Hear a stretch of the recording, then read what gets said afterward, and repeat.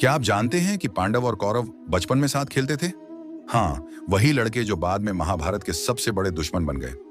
ये कहानी शुरू होती है उनके बचपन से, जब दोस्ती और ईर्ष्या की जड़ें बोई जा रही थीं। लेकिन क्या आप जानते हैं कि दुर्योधन के दिल में ईर्ष्या कैसे पैदा हुई? पांडवों की कुशलता और लोकप्रियता ने उसे जलन में डाल दिया, और यही जलन आगे चलकर सबसे बड़े युद्ध का कारण बनी। अब जानते हैं उस समय की बात, जब द्रौपदी ने पांडवों के साथ विवाह किया। यह शादी सिर्फ प्यार की नहीं, बल्कि एक भविष्य की चुनौती की शुरुआत थी। राजसी समारोह और भव्य उत्सव ने सबका ध्यान खींचा। क्या आपने कभी सोचा है कि दुर्योधन द्रौपदी का अपमान क्यों करना चाहता था? यह वही पल था जिसने पांडवों के धैर्य की परीक्षा ली और युद्ध की आग में घी डाल दिया।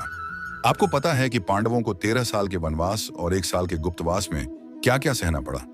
जंगल, कठिनाइयां और नए ज्ञान ने उन्हें युद्ध के लिए तैयार किया। क्या आप जानते हैं कि अर्जुन ने अपने धनुष को किस तरह से महारत हासिल करने के लिए प्रशिक्षित किया?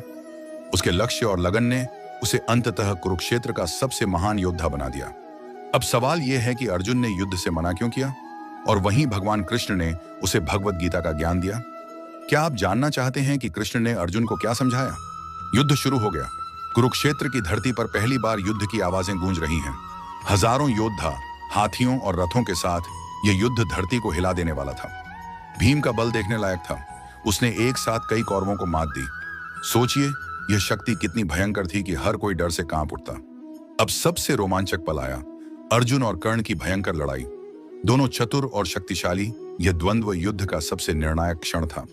क्या आप जानते हैं कि भीष्म, जिन्होंने अनगिनत युद्ध देखे, अंत में शिखंडी की वजह से वीरगति को प्राप्त हुए? यह पल अत्यंत दुखद और गौरवशाली था। आखिरकार भीम और दुर्योधन का अंतिम युद्ध हुआ। यह वो क्षण था जिसने कौरवों का अंत तय किया और पांडवों को विजय दिलाई। और इस तरह पांडवों ने अपनी जीत सुनिश्चित की।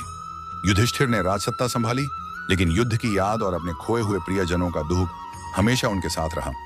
महाभारत हमें यही सिखाती है कि धर्म और न्याय के लिए संघर्ष करना जरूरी है। चाहे कितनी भी कठिनाइयां आएं, सच्चाई और न्याय की राह हमेशा सही होती है। क्या आप तैयार हैं इसे याद रखने के लिए? क्योंकि यह कहानी सदियों तक जीवित रहेगी।